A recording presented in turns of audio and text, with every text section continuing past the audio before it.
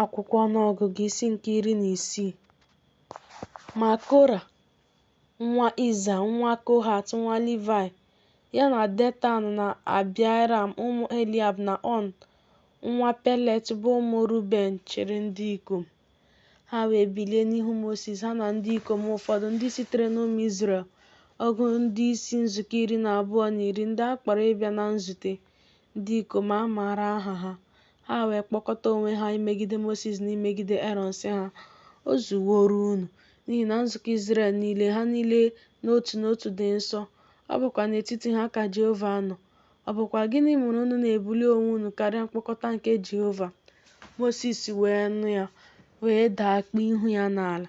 O wee gwa Kora, gwakwa nzukọ ya niile okwu sị, "N'ụtụtụ ka Jehova ga-eme ka a mara ndị o nwere, na onye dị nsọ, na onye ọ ga-eme ka ọ bịaruo nso ya, onye ọ ga-ahọpụta.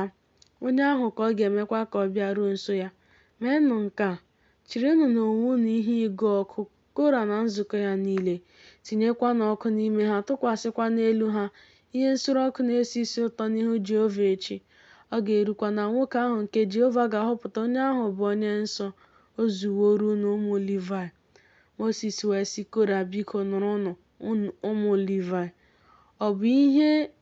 Ọ bụ unu ihe nta na Chineke nke Izrel akpawo oke n'etiti unu na nzukọ Izrel, ime ka unu bịaruo nso ya, ife ofufe nke ebe obibi Jehova na iguzo n'ihu nzukọ ahụ ijere ya ozi. O wee mee ka ị bịaruo nso, gị na ụmụnne gị niile bụ ụmụ Livai. Unu na-achọkwa ọrụ onye nchụaja. N'ihi ya, gị onwe gị na nzukọ gị niile bụ ndị na-ezukọ imegide Jehova. Ma Erọn, gịnị ka ọ bụ na unu na-atamu ntamu megide ya?" Moses wee ziga ịkpọ Datan na Abiram bụ ụmụ Eliab. Ha wee sị, "Anyị agaghị arịgo.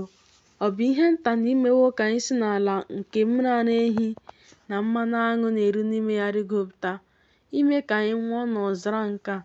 Ma ị ghaghị imekwa onwe gị onye isi anyị.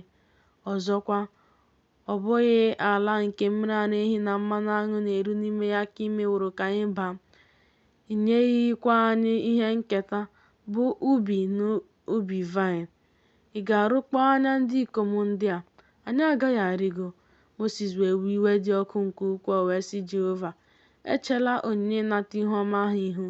Ọ dịghị otu ịnyịnya ibu m naraworo n'aka ha, ọ dịghịkwa otu onye n'ime ha m mejọworo." Moses wee sị Kora, "Gị onwe gị na nzukọ gị niile nọ n'ihu Jehova, gị na ha na Erọn echi. Cherekwanụ nwoke ọbụla ihe ịgụ ọkụ ya, tinyekwa ihe nsure ọkụ na-esi isi ụtọ n'elu ya. Wetakwanụ ha nso n'ihu Jehova, nwoke ọbụla ihe ịgụ ọkụ ya, ọgụ ihe ịgụ ọkụ 12 gị onwe gị kwa na Erọn, nwoke ọbụla ihe ịgụ ọkụ ya." Ha wee chịrị nwoke ọbụla ihe ịgụ ọkụ ya, tinye ọkụ n'elu ha, tụkwasịkwa ha ihe nsure ọkụ na-esi isi ụtọ. Ha wee guzo n'ọnụ ụzọ ụlọ ikwu nzute, ha na Moses na Erọn. Kora wee kpọkọta nzukọ Izrel niile megide ha ruo ọnụ ụzọ ụlọ ikwu nzute. E wee mee ka nzukọ ahụ niile hụ ebube Jehova anya.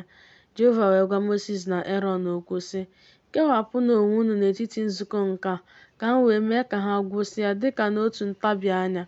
Ha wee daa akpa ihu ha n'ala sị, "Chineke bụ Chineke nke mmụọ niile na anụ ahụ niile, bụ mmadụ nwere.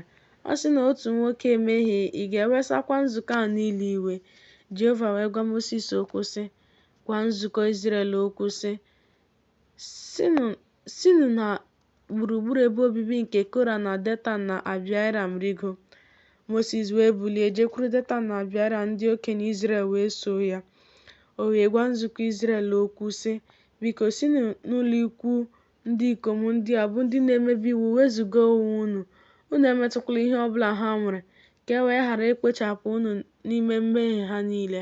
Ha wee si n'ebe obibi nke Kora na Datan na Abiram gburugburu rigo. Datan na Abiram wee pụta, guzo onwe ha n'ọnụ ụzọ ụlọ ikwu ha, ha na ndị inyom ha na ụmụ ha ndị ikom na ụmụntakịrị ha. Moses wee sị, "Na nke a ka unu ga-amara na Jehova ezitewo m ime omume ndị a niile, n'ihi na ha esiteghị n'obi m. ọ bụrụ na ọ nwụọ dịka ọnwụ mmadụ niile ka ndị a ga-anwụ, ọ bụrụkwa na ọ bụ nleta mmadụ niile ka a ga-eleta ha, Jehova eziteghị m. Ma ọ bụrụ na ihe okike ọhụrụ ka Jehova ga-eke, ala wee saghepụ ọnụ ya loda ha, ha na ihe niile ha nwere, ha wee rịda na ndụ ruo ala mmụọ. Unu ga-amara na ndị ikom ndị eleliwo Jehova. O ruo mgbe o kwubiri okwu ndị a niile, na ala nke dị n'okpuru ha gbawara, ala wee saghee ọnụ ya loda ha na ụlọ niile ha na mmadụ niile Kora nwere na akụ ha niile.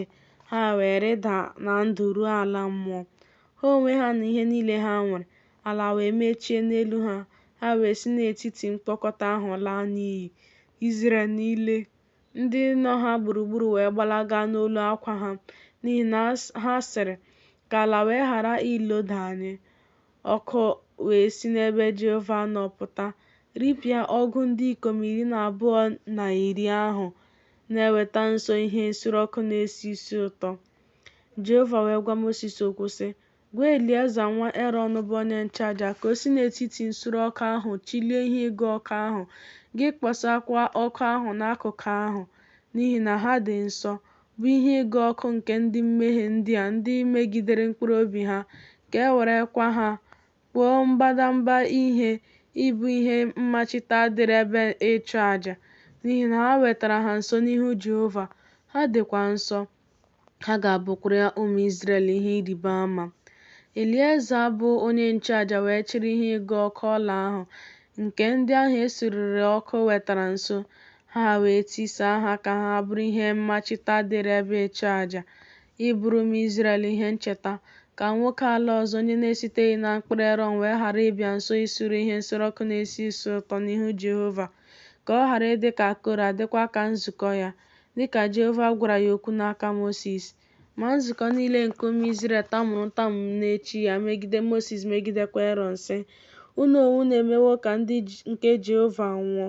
O ruo mgbe a kpọkọtara nzukọ ahụ megide Mosis, megidekwa Erọn, na ha chere ihu n'ụlọ ikwu nzute, ma lee, igwe ojii ahụ kpuchiri ha, e wee hụ ebube Jehova.